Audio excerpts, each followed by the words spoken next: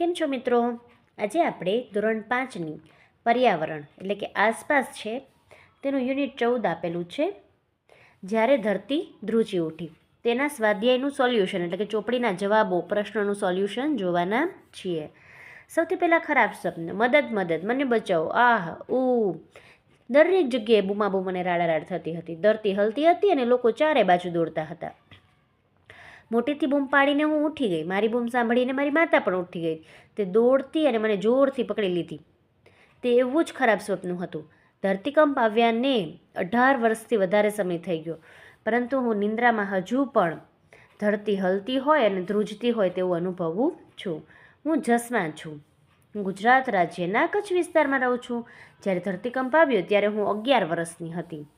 કયા દિવસે ધરતીકંપ આવ્યો હતો? તો કે તે 26મી જાન્યુઆરી 2001નો દિવસ હતો. ગામના દરેક બાળકો અને ઘરડા લોકો શાળાના મેદાનમાં ટીવી પર પરેડ જોવા ભેગા થયા હતા. અચાનક મેદાન હલવા લાગ્યું અને લોકો ડરી ગયા અને અહીં તહીં દોડવા લાગ્યા. કોઈને ખબર હતી નહીં કે આ શું થઈ રહ્યું છે અને શું કરવું. બધે જ ગભરામણ હતી. અહીં જે કચ્છમાં આવેલો 2001નો ધરતીકંપ છે તેના વિશેની વાત કરવામાં આવી છે મિત્રો. થોડી જ મિનિટમાં અમારું આખું ગામ જમીન દોસ્ત થઈ ગયું, એટલે કે બધા ઘરો જે છે તે પડી ગયા. પડી ગયેલા ઘરના પથ્થરો, કાદવ અને લાકડા નીચે મારી બધી જ વસ્તુ, ઘર વપરાશની તમામ વસ્તુ, કપડાં, ઘોડા, અનાજ, ખોરાક બધું દટાઈ ગયું. તે સમયે દરેક વ્યક્તિ બે જ બાબત વિશે વિચારતી હતી. એક તો કે જે લોકો દટાયેલા હતા તેમને કેવી રીતે બચાવવા, અને જે લોકો ઘવાયેલા હતા એની સારવાર કેવી રીતે કરવી. ગામના દવાખાનાને પણ નુકસાન થયું હતું. ઘણા ખરા દવાખાનાઓ પણ પડી ગયેલા હતા. ઘણા લોકો ઇન્જર્ડ એટલે કે ગંભીર રીતે ઈજાગ્રસ્ત હતા. ડૉક્ટરે ગામ લોકોની મદદથી ઘવાયેલા લોકોને સારવાર આપી. અમારા ગામના 6 લોકો મરી ગયા. મારા નાનાજી પણ પડી ગયેલા ઘર નીચે દટાઈ ગયા હતા. મારી માતા રડ્યા કરતી હતી. મારી માતાને જોઈને હું પણ રડતી હતી. આખું ગામ દુઃખી અને વ્યાકુળ હતું. મોટા બાપુ, જે અમારા ગામના સરપંચ છે, તેમના ઘરને વધુ નુકસાન થયું ન હતું. તેમણે તેની વખાર હતી તે વખારમાંથી બધા માટે ચોખાને ઘઉં આપ્યા. ઘણા દિવસો સુધી ગામની મહિલાઓએ મોટા બાપુના ઘરે મળી રસોઈ કરી અને બધાને જમાડ્યા હતા. કલ્પના કરો, ઠંડીના દિવસો અને એમાં પણ અમે ઘર વગર. જાન્યુઆરીની સિઝન હોય એટલે જાન્યુઆરી જે છે, જાન્યુઆરીમાં ખૂબ જ ઠંડી પડતી હોય ને, એટલે જાન્યુઆરીના દિવસો એ ઠંડીના દિવસો કહેવાય ને. ત્યારે ઘર વગર જે છે એ લોકો રહ્યા હતા, કારણ કે તેના ઘર તો જમીનદોસ્ત થઈ ગયા હતા. ડર અને ઠંડીના કારણે અમે રાત્રે ઊંઘી પણ શકતા ન હતા. દરેક સમયે અમને એક જ ચિંતા રહેતી કે ફરીથી ધરતીકંપ આવી જશે તો. ચર્ચા કરો અને લખો. શું તમે અથવા તમે જેને જાણતા હોય તેવી મુશ્કેલીનો લોકોએ આવો સામનો કર્યો છે? તમે જો જાણતા હોય તો તમારે અહીંયા જવાબ હા લખવાનો છે. અને જો આ પ્રશ્નનો તમારી પાસે જવાબ નથી, કે તમે એવા લોકોને નથી જાણતા, તો તેનો જવાબ લખવાનો છે ના. તેવા સમયે કોણે મદદ કરી હતી તેની યાદી બનાવો. ત્યાર પછી મદદ આવી. ધરતીકંપના થોડા દિવસો પછી બીજા શહેરોમાંથી લોકો શું થયું તે જોવા માટે આવતા હતા, અને ગુજરાતના તમામ શહેરોમાંથી લોકોએ ખોરાક, દવાઓ, કપડાં વગેરે લઈને આવ્યા હતા. દરેક વ્યક્તિ જ્યારે લોકો લઈને આવે ને તો એ વસ્તુઓ લેવા માટે દોડતા જતા હતા. અમને જે કપડાં મળ્યા તે ઘણા જુદા જુદા હતા. અમે આવા કપડાં ક્યારેય પહેલાં પહેર્યા ન હતા. શહેરોના અલગ અલગ જૂથોએ અમને તંબુ બાંધવામાં મદદ કરી, અને આ પ્લાસ્ટિકના તંબુઓમાં આવી ઠંડીમાં રહેવું ખૂબ જ મુશ્કેલ ભર્યું હતું. તેમાંના થોડા લોકો વૈજ્ઞાનિકો હતા. તેઓ કયા વિસ્તારમાં ધરતીકંપ આવવાની શક્યતા છે તે શોધવાનો પ્રયત્ન કરતા હતા. અમારા ઘરના લોકોએ તેમની સાથે ઘણી વખત વાત કરી હતી. તેઓએ અમારા ઘર ફરી બનાવવા માટે પણ સૂચનો કર્યા હતા. એન્જિનિયર્સ એટલે કે ઇજનેરો અને સ્થપતિઓ, આર્કિટેક્ટ્સ એ અમને ઘર માટે ખાસ પ્રકારની રચનાઓ બતાવી. તેઓએ કહ્યું કે આ રચનાથી ધરતીકંપમાં ઘરને વધુ નુકસાન થશે નહીં, પરંતુ અમારા લોકો થોડા ડરતા હતા. કારણ તો કે આવેલા ધરતીકંપમાં જ્યારે તેના ઘર જમીનદોસ્ત થઈ ગયા ત્યારે તેણે તેના વસ્તુઓ તો ઠીક, પણ તેણે પોતાના લોકોને પણ ગુમાવ્યા હતા. આ લોકો અમારા ઘરો બાંધશે તો અમારું ગામ અમારા જૂના ગામ જેવું લાગશે નહીં. તેથી ગામ લોકોએ વિચાર્યું કે તેમના ઘર તેઓની મદદથી પોતે જ બાંધશે. ઇન્જિનિયરો અને આર્કિટેક્ટનું જૂથ ગામની શાળા બનાવશે. અમારા ગામના પુનર્વસન માટે અમે બધાએ સાથે મળીને કામ કર્યું.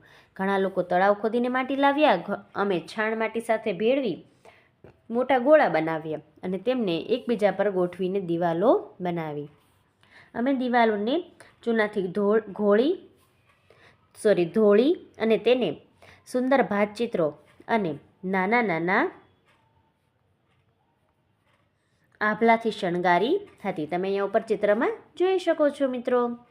અમે છાપરું બનાવ્યું અને હવે અમારું ઘર રાત્રિના અંધારામાં પણ હીરાની જેમ ચમકતું હતું. અહીં ચર્ચા કરો આપેલું છે, જેમાં બીજો જે ટોપિક આપેલો છે તેનો જવાબ છે હા, પહેલાં કરતાં વધુ સુરક્ષિત ઘરો હશે. અને ચોથો પોઈન્ટ આપેલો છે કે તમે કોઈ કુદરતી આપત્તિઓ એટલે કે નેચરલ ડિઝાસ્ટર્સ સમયે પાલતુ પ્રાણીને બચાવવા શું કરશો? તો કે અમે પાલતુ પ્રાણીઓને શું કરશું? તો કે ખુલ્લી જગ્યાએ લઈ જશું અને જો બાંધ્યા હોય પાલતુ પ્રાણીને તો તેને ખીલેથી છોડી દઈશી. લખો. તમારા ઘરની અને જસમાના ઘરની સરખામણી કરો. બંને ઘરો બનાવવા માટે કઈ ચીજવસ્તુનો ઉપયોગ થયો છે તેની યાદી બનાવવાની છે. જસમાનું ઘર છે એ લાકડા, માટી, છાણ અને પથ્થરોથી બનેલું છે, જ્યારે આપણું ઘર છે એ રેતી, કપચી, ઈંટ, સિમેન્ટ અને લાકડાથી બનેલું છે. તમે શું કરશો?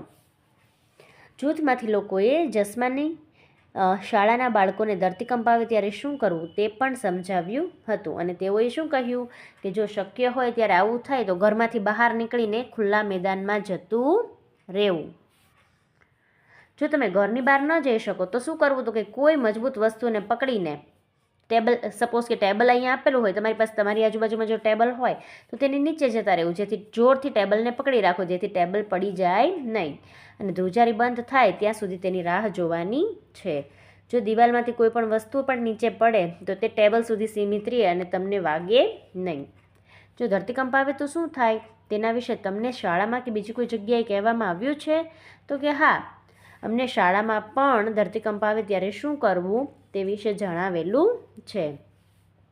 ધરતીકંપ વખતે શા માટે ટેબલ નીચે જવું જોઈએ? કારણ કે ટેબલ જે છે એ મજબૂત છે. કોઈ પણ વસ્તુ જો પડશે તો એ ટેબલ ઉપર પડશે, જેથી આપણે પોતાનો બચાવ કરી શકશું. કોણે મદદ કરી? તેના અહેવાલ આપેલા છે અને અહીંયા પિક્ચર્સ પણ આપેલા છે જે તમે જોઈ શકો છો. 26મી જાન્યુઆરી 2001ના ચિત્રો છે. લખવાનું છે. ટીવીના અહેવાલ મુજબ ગુજરાતમાં હજારો લોકોને ઈજા થઈ હતી અને થોડા મૃત્યુ પામ્યા હતા. જો ઇમારતો ધરતીકંપમાં પડે નહીં તે રીતે બનાવવામાં આવી હોત તો શું ઓછું નુકસાન થાત? હા, એનો જવાબ છે હા. જો એવી બનાવી હોત તો ઓછું નુકસાન થાત. કારણ તો કે ઇમારતના પડવાથી જે લોકો ઘરમાં સુરક્ષિત રહેત અને બચી જાત. ઇમારત જો ન પડી હોત તો ઘરની અંદર લોકો રહેલા હોય તે બચી જાત. આવા સમયે જ્યારે લોકોએ તેમના ઘરબાર અને ચીજવસ્તુઓ ગુમાવી છે ત્યારે તેઓને કેવા પ્રકારના મદદની જરૂર હોઈ શકે? આવી પરિસ્થિતિમાં કોની મદદની જરૂર છે અને શા માટે? અહીં બતાવ્યા મુજબ તમારી નોટબુકમાં લખવાનું છે. કૂતરા એટલે કે લોકો ક્યાં દબાઈને પડ્યા છે તે ગંધથી પારખવા માટે કૂતરાની પણ જરૂર પડે છે અને ખાસ તો ડૉક્ટર કે ઘાયલ લોકોની સારવાર કરી શકે. ત્યાર પછી તમે ક્યારેય તમારા વિસ્તારમાં એકબીજા લોકોને મદદ કરતા જોયા છે? તો કે હા, હાલ આવેલા કોવિડ સમયે એટલે કે કોરોનાના સમયે લોકો પડોશમાં શા માટે હળીમળીને રહે છે? સાચો સગો પાડોશી કહેવાય. સૌથી પહેલાં મદદ માટે કોણ આવે? તો કે પાડોશી આવે માટે. એવી જગ્યાએ અનુમાન કરો કે જ્યાં આજુબાજુમાં ઘર કે માણસો ન હોય તો કેવું લાગે? તમે કોની સાથે રમશો? તહેવારો અને દિવસો કોની સાથે ઉજવશો? શું તમને બીક લાગે? તો જવાબ છે હા. લોકો જ્યારે પોતાના કુટુંબ ગુમાવી દે છે એ અહીંયા તમારે એનો અહેવાલ લખવાનો છે, જે તમે ટોપિક વાંચીને અહેવાલ લખી શકો છો. અહેવાલની વિગતો જે છે આ પ્રમાણે લખવાની છે. આપત્તિના કારણ, તારીખ, સમય, કોઈ પણ આપત્તિ આવેલી હોય, જે આપત્તિ તમે ફેસ કરેલી હોય અથવા તો તમારી ફેમિલીએ ફેસ કરેલી હોય તે તમે પૂછીને પણ લખી શકો છો.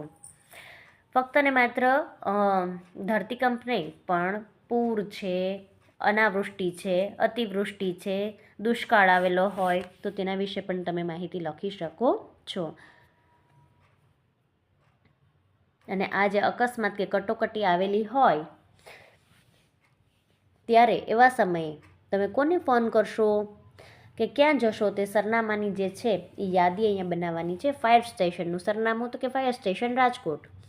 નજીકની હોસ્પિટલ તો કે સિવિલ હોસ્પિટલ. એમ્બ્યુલન્સ તો કે રાજકોટના ઠેર ઠેર જગ્યાએ એમ્બ્યુલન્સ આપેલી છે, જે તમે 108માં ફોન કરો તો ઇઝીલી અવેલેબલ 24/7 છે. અને પોલીસ સ્ટેશન તો કે રાજકોટ એક પોલીસ સ્ટેશન.